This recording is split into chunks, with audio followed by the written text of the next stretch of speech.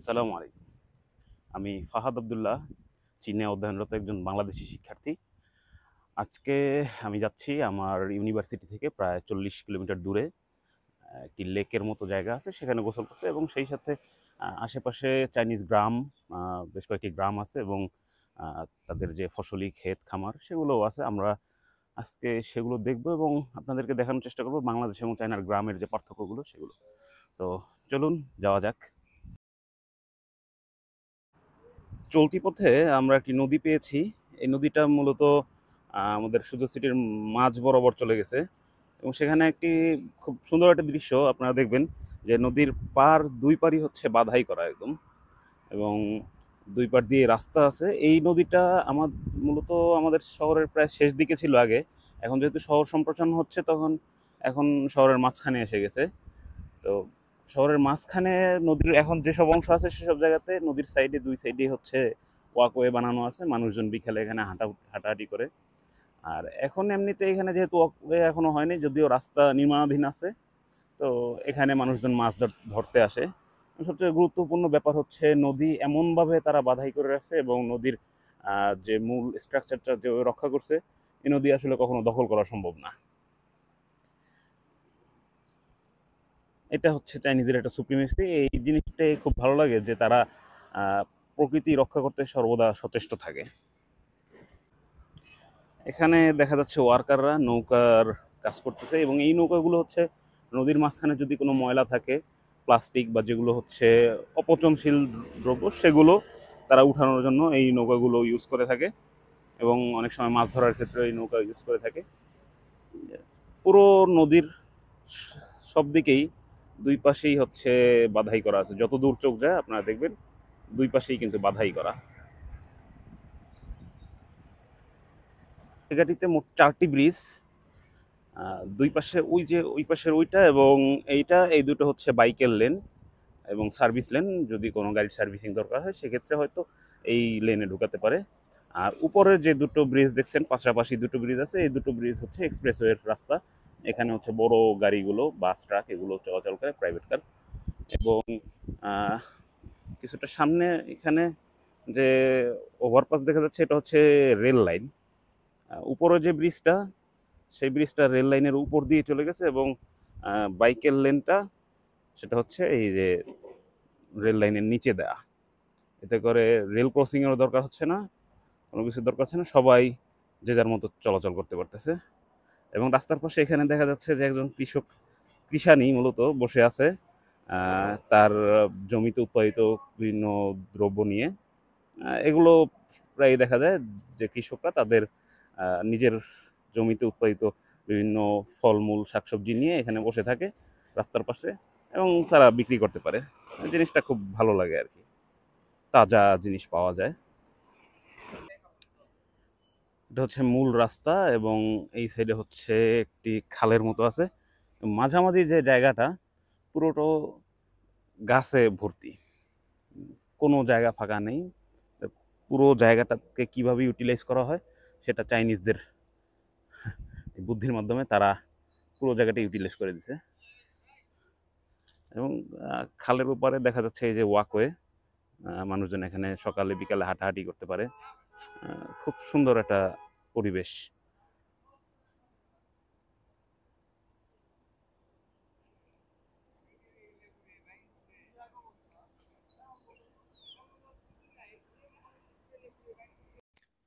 আমরা যে সড়ক ধরে এগিয়ে যাচ্ছি এটি মূলত একটি আঞ্চলিক মহাসড়ক। রাস্তার পাশে আমরা অনেক খাল দেখতেছি এবং মূল রাস্তায় আপনারা দেখবেন এখানে মোট ৬টি লেন এবং দুই পাশে দুটি সার্ভিস লেন, মোট ৮ লেন। মূল যে ৬টি লেন সে ৬টি লেন দিয়ে শুধুমাত্র বড় বা উচ্চ গতি সম্পন্ন গাড়িগুলো এবং মোটর সাইকেল যেতে পারে এবং সার্ভিস লেনে অনলি ইলেকট্রিক বাইক। ইলেকট্রিক বাইকের রাস্তার মাঝখানে যাওয়ার কোনো সুযোগ নেই এবং রাস্তার মাঝের যে গাড়িগুলো সেগুলোকে সার্ভিস লেনে আসার কোনো সুযোগ নেই। এর কারণে দুর্ঘটনা অনেক কমে যায়। মূল সড়কে সব গাড়িগুলো উচ্চ গতি সম্পন্ন।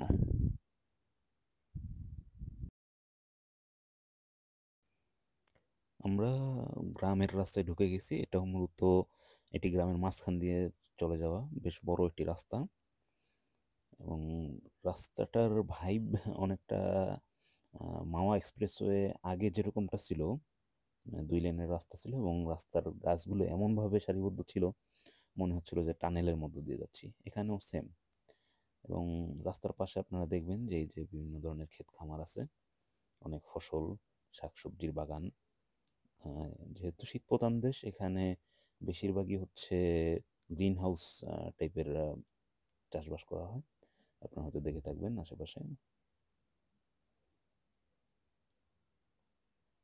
সব ধরনের ক্ষেত, এই যেমন ভুট্টা ক্ষেত দেখা যাচ্ছে, তার পাশে বিভিন্ন মৌসুমী শাকসবজি এবং মাঝে মধ্যে ধান, গম ইত্যাদি দেখা যায়।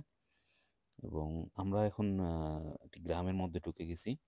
গ্রামের বাড়িগুলো আপনারা দেখতে পাচ্ছেন, সবগুলো বাড়ি দোতলা এবং এই বাড়িগুলো শীত প্রধান দেশে যেভাবে তৈরি করা দরকার সেভাবে তৈরি করা। এখানে দেখা যাচ্ছে এই যে নিজের ক্ষেতে উৎপাদিত এগুলো হচ্ছে বড় সাইজের মরিচ, ক্যাপসিকাম টাইপের, টমেটো, মাশরুম, আলু, এগুলো নিয়ে এই খালাম্মা আসছে বিক্রি করার উদ্দেশ্যে। এবং এইখানে হচ্ছে বারবিকিউ চলতেছে রাস্তার পাশে। তারা বিক্রি করে, যারা এই রাস্তা দিয়ে যায় তারা হচ্ছে এখান থেকে কিনে নেয়।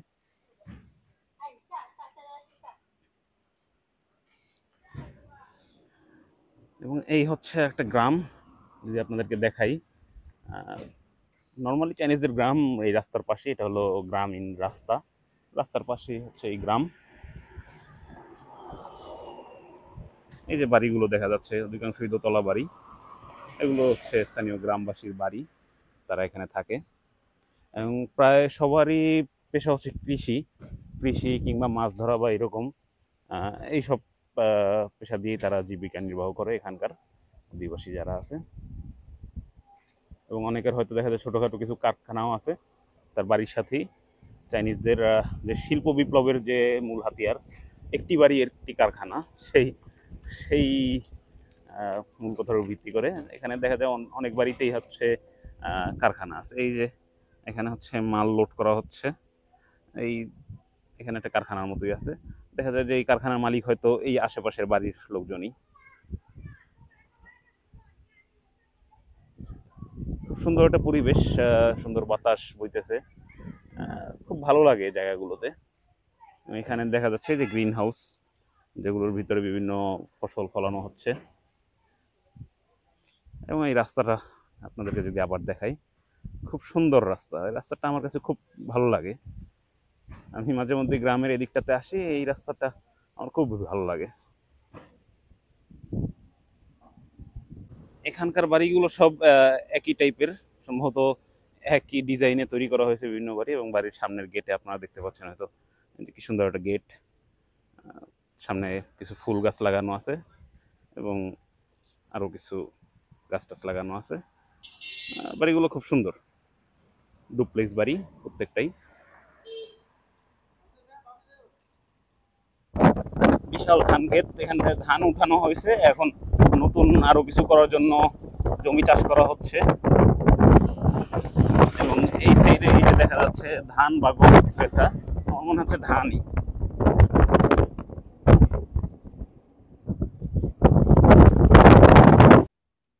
বিস্তীর্ণ ভূমি এবং পুরো মাঠে ধান চাষ করা হচ্ছে। ধান চাষের মাঝে মাঝে অল্প কিছু জায়গাতে গ্রিন হাউস তৈরি করে সেখানে অন্যান্য শাকসবজি ফসল চাষ করা হচ্ছে। ভুট্টার চাষ খুব বেশি দেখা যায়। এছাড়াও অন্যান্য মৌসুমী যে বিভিন্ন ধরনের ফল সেগুলো আছে। আমরা আরও একটি গ্রামীণ সড়কে উঠে গেছি। এটা অবশ্য 4 লেনের এবং 2 পাশে ছোট সার্ভিস লেন আছে। এবং চলতি পথে এখানে একটি স্কুল দেখা যাচ্ছে, বেশ বড় এলাকা নিয়ে গঠিত স্কুল। এখানকার স্কুলগুলোতে এই জিনিসগুলো কমন, যে এখানে বড় খেলার মাঠ থাকবে, তারপরে ছাত্রাবাস থাকবে বা ডরমিটরি থাকবে। এই জিনিসগুলো কমন, তাই অনেক বড় জায়গা নিয়ে স্কুলগুলো তৈরি করা হয়।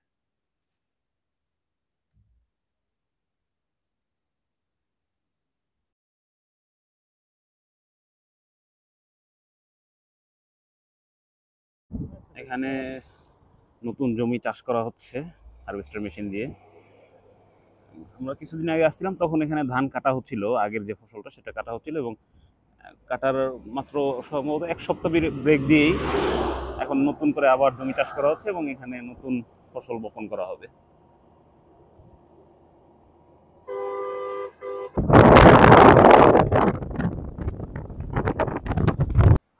এখানে একটা সারের ভাস্কর্য আছে, কারণ হচ্ছে এই যে এই পাশেই এটি গরুর খামার, বিশাল খামার, সেখানে দুধ উৎপাদন হয়।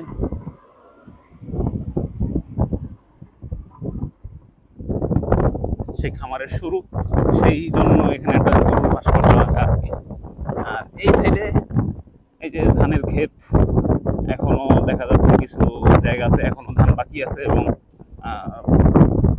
কৃষকরা সেগুলো কাটতেছেন। আর বাকি জায়গাগুলোতে অলরেডি ধান রোপণ করা হয়ে গেছে।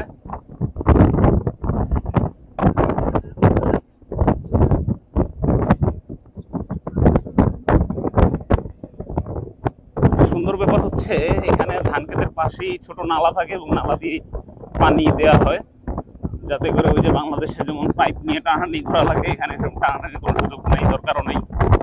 কারণ এই যে রাস্তার পাশেই হচ্ছে একটা নালা আছে, আপনাদেরকে দেখাবো।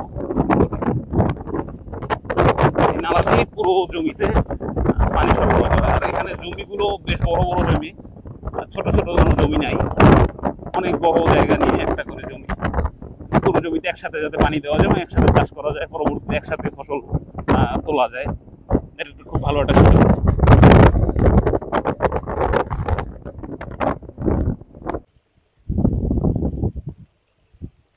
এই নালার মাধ্যমে পানি দেওয়া হচ্ছে,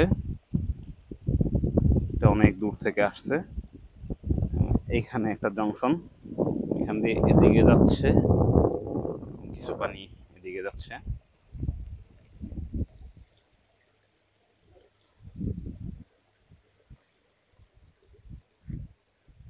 এই পাশের বীজগুলো অনেক আগেই রোপণ করা হয়েছে, বেশ বড় হয়ে গেছে অলরেডি, সামনে আরো বড় হবে আস্তে আস্তে।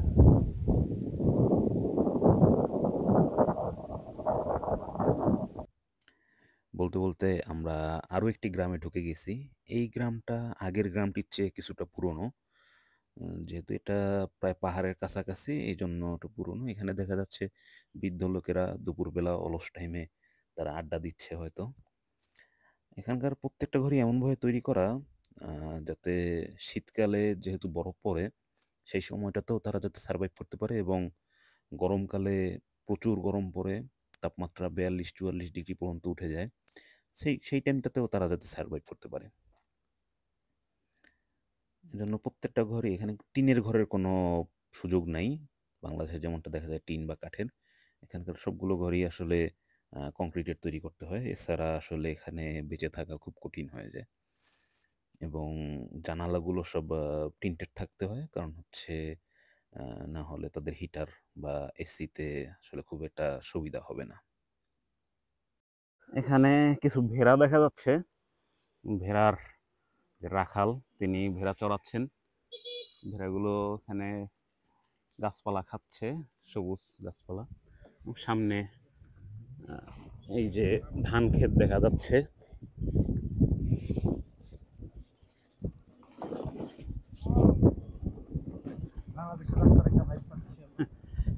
বাংলাদেশের রাস্তা অবশ্য এর চাইতেও খারাপ, যদিও এটা গ্রামের রাস্তা। বাংলাদেশে গ্রামে এরকম রাস্তা আসলে কল্পনা করা অনেক কিছু। এই যে দেখা যাচ্ছে এটা নালা দেখা যাচ্ছে, সে ধান ক্ষেতের মাঝখানে এই সব নালা দিয়েই হচ্ছে পানি দেওয়া হয়। এই জায়গাটা মূলত হচ্ছে পাহাড়ি জায়গা, সামনে পাহাড় দেখা যাচ্ছে এবং তার ফাঁকে ফাঁকেই কিন্তু ধান ক্ষেত বা অন্যান্য ফসলের ক্ষেত সবকিছু দেখা যাচ্ছে।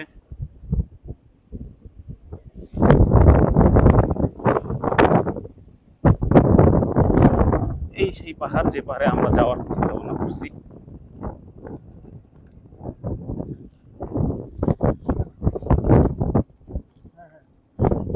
পাহাড়টা মূলত শিল শিল পাহাড় বা শিলা পাথরের পাহাড় বলা যায়।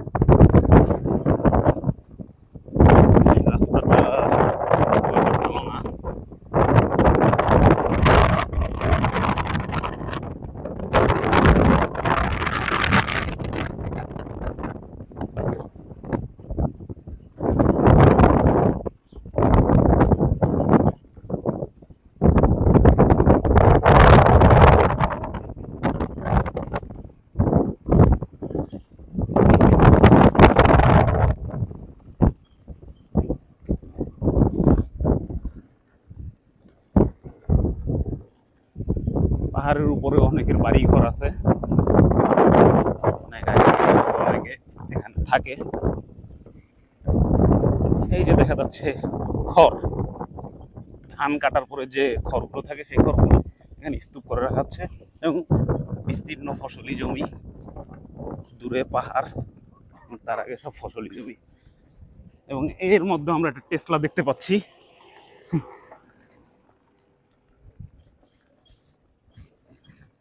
ফাইনালি আমরা আমাদের সেই জায়গা রোজ মাউন্টেন সেখানে চলে এসেছি।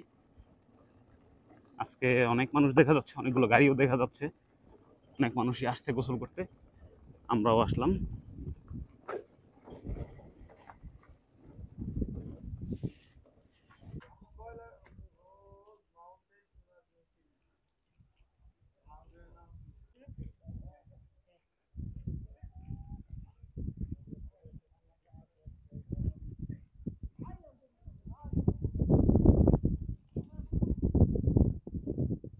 এই বিশাল জায়গাটি শিল পাথরের জায়গা ছিল, এখান থেকে মাইনিং করা হয়েছিল কিছু, এবং তারপরে জায়গাটা পরিত্যক্ত করা হয়ে ঘোষণা করা হয়েছিল। এবং তারপরে এখানে একটা ইকো পার্ক টাইপের কিছু একটা বানানোর চেষ্টা চলতেছে, কিন্তু তার আগেই এখানে হচ্ছে প্রচুর চাইনিজরা আসে এখানে গোসল করে। পানিটা খুব স্বচ্ছ, সুন্দর পানি, আমরা কাছে গিয়ে আরো দেখাবো না।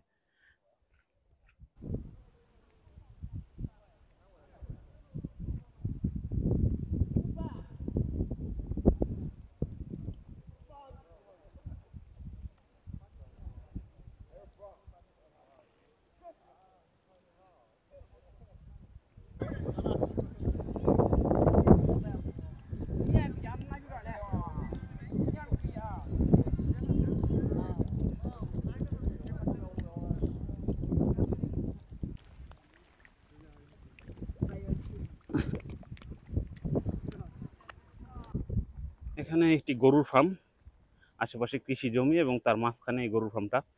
এটা একটা ভালো দিক, কারণ হচ্ছে এখান থেকে খড় নিয়ে সরাসরি গরুকে দেওয়া যাচ্ছে, এবং আশেপাশে আমি যতদূর দেখছি এখানে ঘাসের খামারও আছে। সব কিছু মিলিয়ে খুব ভালো একটা জায়গাতে একটা ভালো একটা গরুর ফার্ম, প্রচুর গরু দেখা যাচ্ছে এখানে যদি দেখেন।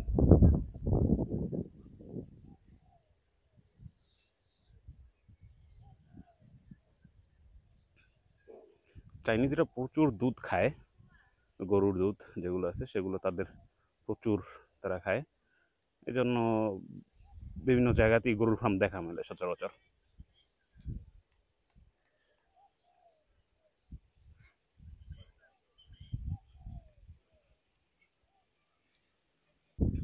মাঠে প্রচুর বক দেখা যাচ্ছে, বাংলাদেশেও যেরকমটা দেখা যায় যে যখন ধান চাষ করা হয়, ধানের জন্য মাঠ যখন প্রস্তুত করা হয়, সেই টাইমে প্রচুর বক উপস্থিত হয় মাছের লোভে।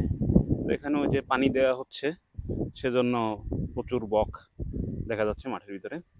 এবং আরও একটা জিনিস আমি এখানে দেখাই, এই হচ্ছে জমির পাশে একটা নালা, যদিও এখন এই নালায় দেখা যাচ্ছে অনেক গাছপালা উঠে আছে, কিন্তু এখানে একটা বড় একটা নালা, এই নালার মাধ্যমে পুরো যে যত ক্ষেত আছে পুরো জায়গাটাতেই পানি সরবরাহ করা হয়। এর ফলে পানি নিয়ে কোনো চিন্তা করতে হয় না কৃষককে, পুরো জায়গাটাতে পানি চলে যায়। এবং দূরে এই যে যে গাছগুলো দেখা যাচ্ছে এগুলো সব হচ্ছে জমির আইল, বা এখানে একটা ছোট রাস্তা আছে, গ্রামীণ যে রাস্তাগুলো থাকে ছোট, সেই রাস্তা, সেই রাস্তার দুই পাশে এমনভাবে গাছ লাগানো হয়েছে যেটা নিরাপত্তা বেষ্টনীর মতো হয়ে গেছে।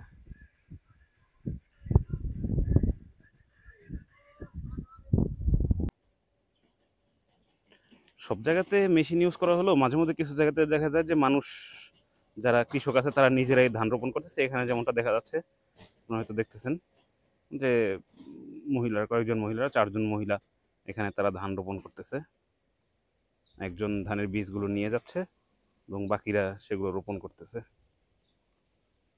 এই পাশে মেশিনের মাধ্যমে এখানে নিড়ানি দেওয়া হচ্ছে এবং তারা রোপণ করতেছে। এই জমিটা আসলে ছোট, সেজন্য হয়তো মানুষজন যারা আছে তারা নিজেরাই রোপণ করতেছে। বড় জমি হলে সাধারণত এরকম দেখা যায় না, তখন মেশিন দিয়েই ধান রোপণ করতে দেখা যায়।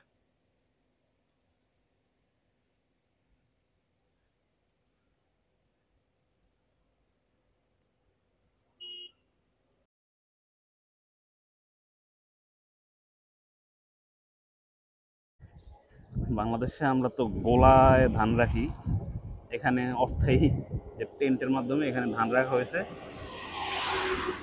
এবং পরবর্তীতে ট্রাকে করে, এই যে ওয়েট স্কেল আছে, ট্রাকে করে এখান থেকে মেপে মেপে নিয়ে যাবে বিভিন্ন জায়গায়। এটা হচ্ছে আপাতত অস্থায়ী ভিত্তিতে রাখা, সরাসরি ক্ষেত থেকে ধান তুলে নিয়ে এখানে রাখা হয় এবং পরবর্তীতে এখান থেকে নিয়ে বিক্রি করা বা প্রসেস করা, যেটা করা হয় সেটা করা হয়। চাইনিজ গ্রাম সম্পর্কে আরও কিছু বলা যাক। এখানে যে বাড়িগুলো দেখাতেছে সবগুলোই গ্রামের বাড়ি, এবং প্রায় প্রত্যেকটা বাড়ির সামনেই গাড়ি আছে কিংবা ড্রাইভওয়ে আছে, ভিতরে গাড়ি আছে। যদিও এখানকার অধিকাংশ লোকজনই কৃষক। এদের কৃষিজীবীরাও যে বেশ ভালোভাবে বাঁচতে পারে, ভালোভাবে থাকতে পারে, সেই উদাহরণটা আপনারা দেখতে পাচ্ছেন। বাংলাদেশে যেমনটা হয়, আসলে কৃষকের অধিকাংশ সময় কৃষক আসলে লাভ করতে পারে না, লস হয়ে যায়। কিন্তু এদের ক্ষেত্রে ব্যাপারটা একটু উল্টো। এদের সরকারও কৃষকদের প্রতি যথেষ্ট সজাগ। তো এই ছিল মোটামুটি চাইনিজ গ্রাম এবং চাইনিজ যে ফসলের ক্ষেতগুলো এটা পরিদর্শনের সর্বশেষ। আশা করি সামনে আরও কোনো ব্লগের মাধ্যমে আরও কিছু চাইনিজ শহর বা গ্রাম আরও কিছু দেখানোর চেষ্টা করতে পারবো। সে পর্যন্ত সাথেই থাকবেন। ধন্যবাদ সবাইকে। আল্লাহ হাফেজ।